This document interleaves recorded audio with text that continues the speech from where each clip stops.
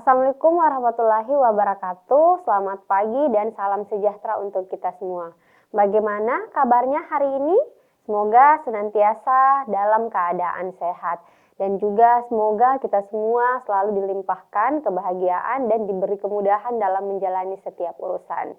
Dari Studio Dinas Pendidikan Provinsi Sulawesi Selatan, dalam program Smart School, Generasi Smart berkarakter cerdas.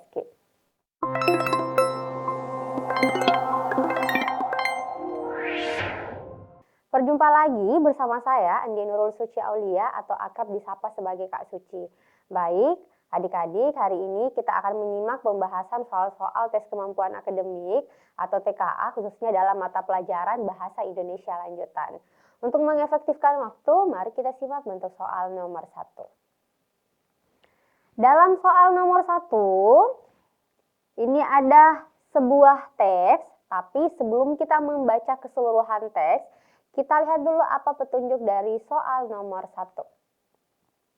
Yang ditanyakan, apa gagasan utama paragraf pertama pada bacaan di atas? Jadi, yang ditanyakan hanya paragraf pertama, yaitu gagasan utamanya. Apa nama lain dari gagasan utama? Apa nama lain dari gagasan utama? Gagasan utama, nama lainnya inti, ide pokok, pokok pikiran, itu sama. Yang ditanyakan tadi kan berkaitan dengan gagasan utama. Bagaimana cara menentukan gagasan utama atau bagaimana cara menentukan ide pokok? Cara paling mudah menentukan ide pokok dalam sebuah paragraf yaitu adik-adik harus mencari dulu letak kalimat utamanya. Nah, ini kakak sudah pernah sampaikan pada pertemuan-pertemuan sebelumnya yang berkaitan dengan materi ide pokok. Ide pokok itu kan cara menentukannya harus mencari dulu letak kalimat utama. Oke? Nah, kalimat utama ini letaknya ada 3. Ada awal, ada belakang, dan ada campuran. Oke, jadi kalimat utama terbagi 3, ada awal, kemudian belakang, campuran. Kenapa harus mencari letak kalimat utamanya dulu? Karena di dalam kalimat utama ini memuat ide pokok. Karena kebetulan yang ditanyakan paragraf pertama, mari kita cek paragraf pertama dulu.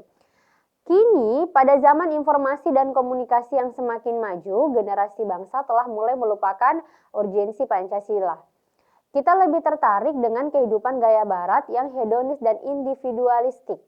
Kita tidak lagi memikirkan jiwa keadilan sosial dan kesejahteraan sosial yang menjadi salah satu nilai yang terkandung dalam Pancasila. Korupsi, kolusi, dan nepotisme telah menjadi kebiasaan jika kita tidak mau berkata itu telah menjadi budaya. Banyak hal-hal yang dulunya tabu kini telah menjadi suatu hal yang biasa karena kita tidak lagi mau mengkaji dan mengimplementasikan nilai-nilai Pancasila. Di dalam paragraf pertama, kan paragraf pertama terdiri dari 5 kalimat. Kalimat utamanya berada di mana? Apakah berada di awal atau kalimat pertama, di belakang atau kalimat kelima, atau ada keduanya yang artinya kalimat utamanya campuran. Oke? Jadi letak kalimat utama pada paragraf pertama yaitu di awal atau berada dalam kalimat pertama. Kak, kenapa kalimat utamanya berada dalam kalimat pertama? Coba perhatikan kalimat pertama. Pada zaman informasi dan komunikasi yang semakin maju, generasi bangsa telah mulai melupakan urgensi Pancasila. Oke, telah mulai melupakan urgensi Pancasila. Di kalimat kedua, kita lebih tertarik. Oh, jadi kalimat kedua, apa buktinya bahwa generasi bangsa telah mulai melupakan urgensi Pancasila? Dijelaskan di kalimat kedua. Kita lebih tertarik dengan kebudayaan gaya barat yang hedonis dan individualistik. Kemudian ada kalimat 3, 4, dan 5. Yang artinya kalimat kedua ini, kalimat kedua, 3, 4, dan 5 merupakan kalimat penjelas atau merupakan kalimat yang mendukung kalimat utama atau kalimat pertama. Nah, Sekarang kita sudah dapat kalimat utamanya berada dalam kalimat pertama. Setelah itu, kakak ulang bahwa kalimat utama itu memuat ide pokok atau gagasan pokok. Yang ditanyakan dalam soal pertama tadi kan gagasan pokok, berarti mari kita identifikasi opsi alfa sampai opsi error. Nah, perhatikan opsi alfa. Generasi muda lebih tertarik kehidupan gaya barat yang hedonis dan individualistik. Opsi alfa ini kan ada tadi dalam pernyataan pada kalimat kedua. Kalimat kedua itu bukan kalimat utama melainkan kalimat penjelas. Jadi opsi alfa ini kurang tepat sebagai jawaban. Bagaimana dengan opsi bravo? Banyak hal-hal yang dulunya tabu kini telah menjadi suatu hal yang biasa. Ini kalau tidak salah ada dalam pernyataan dalam kalimat kelima. Oke, berarti salah karena kalimat 2, 3, 4, 5 itu merupakan kalimat penjelas. Opsi Charlie, hilangnya jiwa keadilan dan kesejahteraan sosial yang menjadi salah satu nilai yang terkandung dalam Pancasila. Ini juga kurang sesuai, keluar dari kalimat utamanya. Kemudian Delta, generasi bangsa telah mulai melupakan urgensi Pancasila.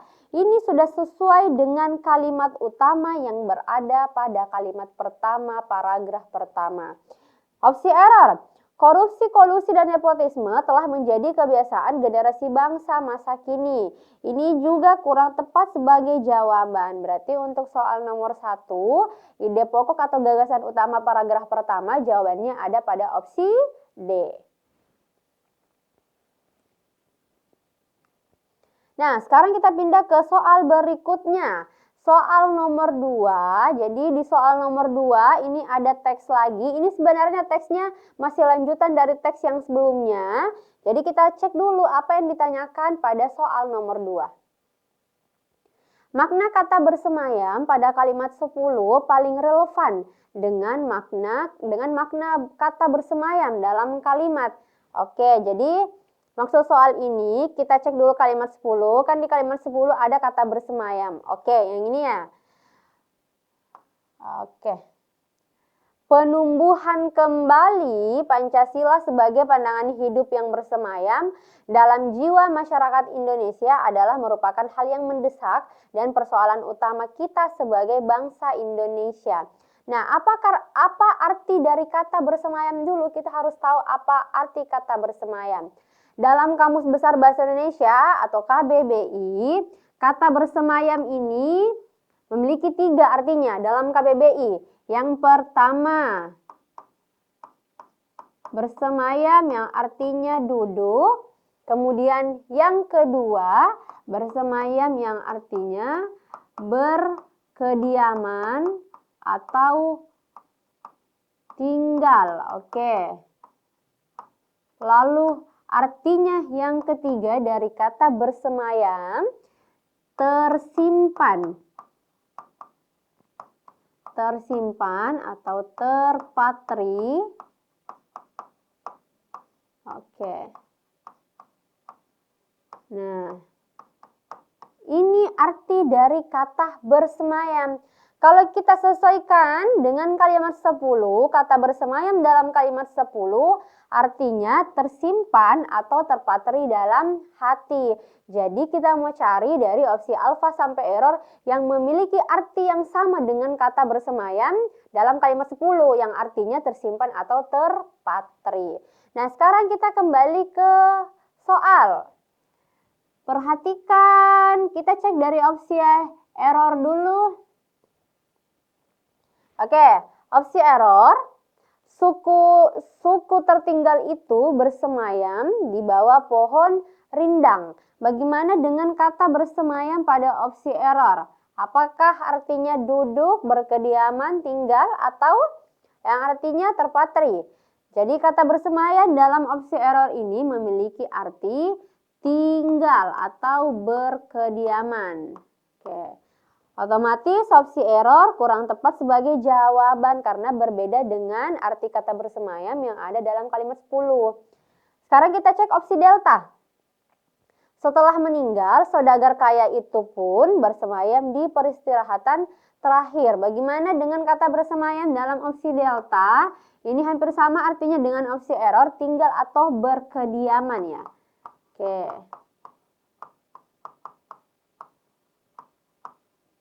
Opsi delta juga kurang tepat sebagai jawaban. Sekarang kita cek opsi Charlie. Sultan Iskandar Muda pernah bersemayam di kota raja. Arti kata bersemayam dalam opsi Charlie ini artinya tinggal atau berkediaman. Ini juga kurang tepat sebagai jawaban. Opsi Bravo. Sang raja pun bersemayam di atas singgasana dikelilingi oleh para hulu balang. Bagaimana dengan opsi Bravo? Kata bersemayam dalam opsi Bravo artinya apa? Tinggal atau terpatri atau duduk. Dalam opsi Bravo kata bersemayam di sini memiliki arti duduk. Kan kalimatnya seperti ini, sang raja pun bersemayam di atas singgasana, berarti duduk di atas singgasananya. Oke, opsi Bravo kurang tepat sebagai jawaban. Kita cek opsi Alfa. Cita-cita menjadi dokter sudah lama bersemayam dalam hatinya. Arti kata bersemayam ini sudah sesuai dengan arti kata bersemayam dalam kalimat 10. Yang artinya apa? Kan di sini kan bersemayam dalam hatinya. Berarti di sini tersimpan atau terpatri. Sama artinya kata bersemayam yang ada pada kalimat 10. Berarti untuk soal nomor 2 yang berkaitan dengan makna kata, cara menjawabnya, adik-adik cari dulu apa arti dari kata tersebut. Bisa jadi artinya dia sesuai dengan kamus, adik-adik bisa cari artinya sesuai dengan KBBI, atau bisa jadi arti kata tersebut masuk dalam makna konotasi. Jadi tentukan dulu makna katanya atau arti katanya, setelah itu sesuaikan dengan konteks kalimat. Yang jawaban untuk soal nomor 2 ini jawabannya opsi A. Sekarang kita pindah ke soal berikutnya. Oke, dalam soal nomor 3 disediakan 2 teks. Jadi ada teks cerpen pertama, teks cerpen kedua. Kita lihat dulu apa petunjuk dari soal nomor 3. Kesamaan kedua teks cerpen tersebut yaitu unsur intrinsik yang berhubungan dengan apakah latar, alur, penokohan, tokoh, atau amanat. Jadi kita harus baca dulu teks cerpen pertama dan kedua. Yang pertama, cerpen pertama. Teman-temannya senang mengolok-olok Joko. Mentang-mentang dia cuman anak pesuruh sekolah yang rumahnya di gang sempit. Sudah 10 tahun, ibunya bekerja sebagai pembantu di sekolah ini. Untuk membantu ibunya, Joko harus membersihkan kelas setiap pagi 1 jam sebelum pintu-pintu gerbang sekolah dibuka. Teks cerpen kedua, kalau beberapa tahun yang lalu Tuan datang ke kota kelahiranku dengan menumpang bus, Tuan akan berhenti di dekat pasar. Melangkahlah menyusuri jalan raya arah ke barat, maka Tuan akan maka kira-kira sekilometer dari pasar akan sampailah Tuan di jalan kampungku pada simpang kecil ke kanan. Beloklah ke jalan sempit itu dan di ujung jalan itu nanti Tuan temukan sebuah surau tua. Di depannya ada kolam ikan yang airnya mengalir melalui 4 buah pancuran mandi. Jadi, apa persamaan kedua teks ini? Oke, kalau amanat. Amanat itu artinya apa? Pesan yang bisa dipetik atau nilai yang dapat diambil dari cerita, dari sebuah cerita. Jadi kan ada 2 teks cerpen pertama dan kedua. Setelah kita baca cerpen pertama dan kedua tadi, amanat atau pesan yang ingin disampaikan itu belum jelas. Berarti bukan opsi error. Bagaimana dengan opsi delta, tokoh? Tokoh, oke. Tadi kan dalam teks pertama, teks cerpen pertama itu tokohnya ada ibu dan Joko ya. Joko, ada Joko. Kemudian teks cerpen kedua berbeda lagi tokohnya. Berarti tidak ada kesamaan dari tokoh, dari segi tokoh. Bagaimana dengan penokohan? Penokohan, apakah teks cerpen pertama dan kedua berhubungan dari segi penokohan? Kurang sesuai juga. Jadi kedua cerpen tersebut tersebut tidak sama-sama menonjolkan karakter tokoh, berarti bukan Charlie jawabannya. Bravo, alur. Alur atau rangkaian peristiwa. Alur itu kan ada alur maju, alur mundur, ada alur campuran, yaitu maju dan mundur. Tapi kalau setelah kita lihat teks cerpen pertama dan kedua tadi, rangkaian peristiwanya juga belum jelas, berarti bukan alur jawabannya. Yang tersisa latar, berarti jawabannya latar. Unsur intrinsik cerpen latar itu kan ada pembagiannya, ada latar tempat, waktu, dan suasana. Kalau kita kembali ke teks, coba perhatikan di teks cerpen pertama kan ada kata gang sempit, kemudian ada tempat di sekolah, ada tempat yang lain, latar tempat, ada kelas. Oke? Kemudian kalau teks cerpen yang kedua ini juga menonjolkan latarnya, latar tempat ya. Kalau di teks cerpen kedua ada mana? Ada kata di dekat pasar, iya kan? Kemudian di sebuah surau tua. Terus di kalimat terakhir, di depannya ada kolam ikan yang airnya mengalir melalui 4 buah pancuran mandi. Berarti kesamaan kedua teks cerpen ini sama-sama menonjolkan latar. Berarti untuk soal nomor 3, unsur intrinsik yang berhubungan dengan jawabannya opsi alfa.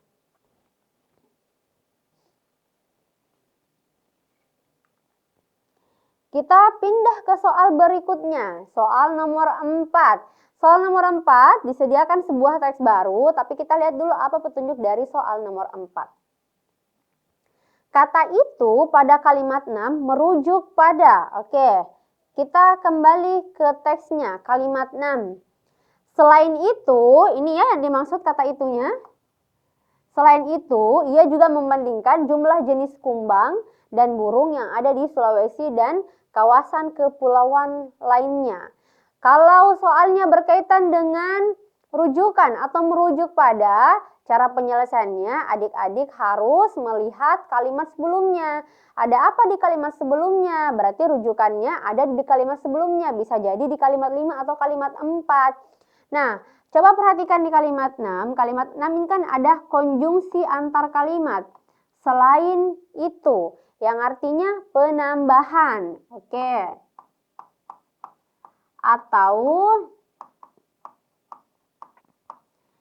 frasa selain itu artinya selain hal yang disebutkan dalam kalimat sebelumnya. Kan yang ditanyakan tadi, kata itu merujuk pada kata apa? Berarti kita cek coba kalimat kelima. Apakah kita bisa dapat rujukannya di kalimat kelima?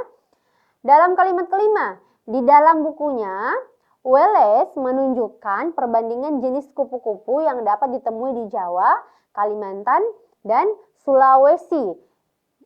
Di kalimat kelima, perbandingan jenis kupu-kupu. Kita garis bawah dulu. Kemudian di kalimat 6, selain itu, ia juga membandingkan jumlah. Kata ia di sini yang dimaksud siapa? Ini kan Welles. Ia juga membandingkan jumlah jenis kumbang dan burung yang ada di Sulawesi dan kawasan kepulauan lainnya.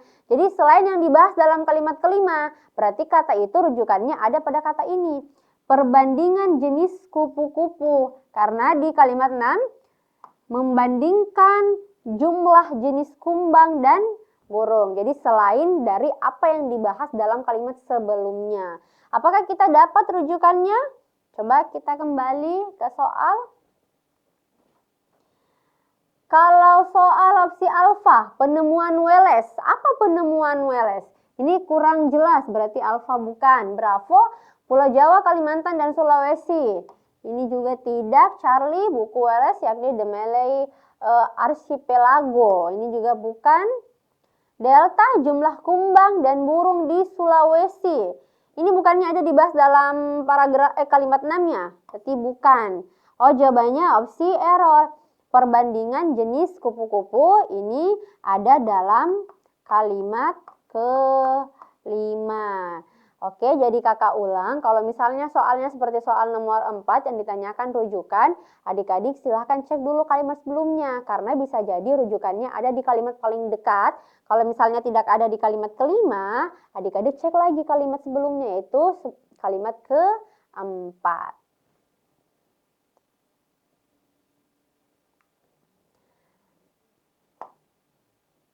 Kita pindah ke soal nomor 5. Soal nomor 5. Ini ada teks, kalau tidak salah teksnya ini teks panjang. Nah, jadi kita cek dulu sebelum kita baca teksnya. Mari kita lihat petunjuk dari soal nomor 5. Berikan tanda centang pada kolom benar atau salah pernyataan berikut sesuai bacaan. Nah, ini pernyataannya ada 5. Untuk menjawab soal nomor 5 kita harus baca dulu teksnya. Oke. Perhatikan paragraf berikut. Meskipun mobil listrik tidak dapat dikatakan sebagai penemuan abad ke-21, teknologi ini baru dipopulerkan beberapa tahun terakhir.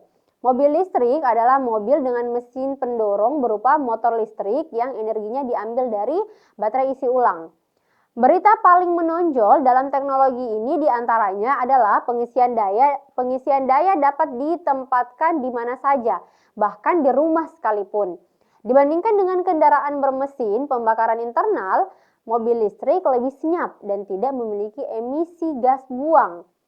Mobil listrik hemat energi dan tidak menyebabkan banyak polusi udara dan suara. Mobil listrik ini merupakan alternatif yang baik yang dapat mengurangi pencemaran lingkungan, termasuk lingkungan atmosfer yang menyebabkan lingkungan atmosfer yang menyebabkan perubahan iklim.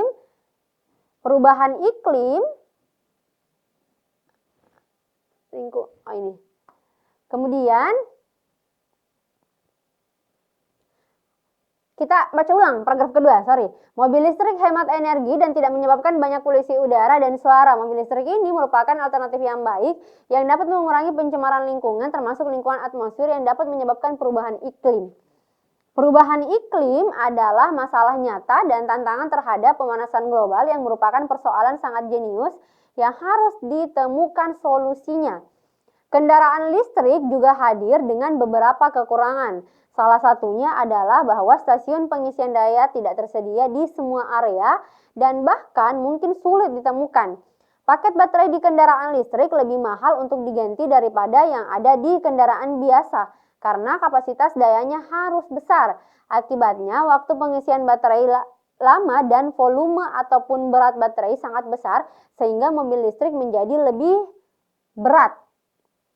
Daya yang bisa disimpan baterai sampai saat ini masih terbatas yang berakibat baterai seperti tidak berguna untuk berkendara jarak jauh. Sejumlah pemerintah di dunia telah memperkenalkan kebijakan untuk mendukung adopsi massal kendaraan listrik. Berbagai kebijakan telah ditetapkan untuk memberikan insentif non-moneter, subsidi untuk penyebaran infrastruktur pengisian daya, dan peraturan jangka panjang dengan target khusus. Inti kebijakan tersebut adalah mendorong pengembangan dan penggunaan mobil listrik. Kebijakan ini perlu didukung, mengingat kelebihan-kelebihan mobil listrik yang telah dikemukakan di atas dan bahan bakar fosil yang akan habis dalam waktu yang tidak lama lagi. Mari kita cek pernyataan pertama. Mobil listrik sudah dikenal di abad 20. Apakah benar atau salah? Nah, ini ada dalam kalimat pertama. Dalam paragraf pertama, meskipun mobil listrik tidak dapat dikatakan sebagai penemuan abad ke-21, teknologi ini baru dipopulerkan beberapa tahun terakhir. Oke, jadi mobil kan tadi pernyataannya tidak dapat dikatakan bahwa ditemukan di abad ke-21, berarti bisa jadi ditemukan di abad 20, 19, 18, dan seterusnya. Jadi pernyataannya ini sudah sesuai. Oke, sekarang kita cek pernyataan kedua. Mobil listrik dapat menempuh jarak yang jauh dalam sekali pengisian baterai. Kan dalam tes ini ada, kalau tidak salah ini ada dalam paragraf berapa ya? Menyebabkan banyak polusi, merupakan alternatif.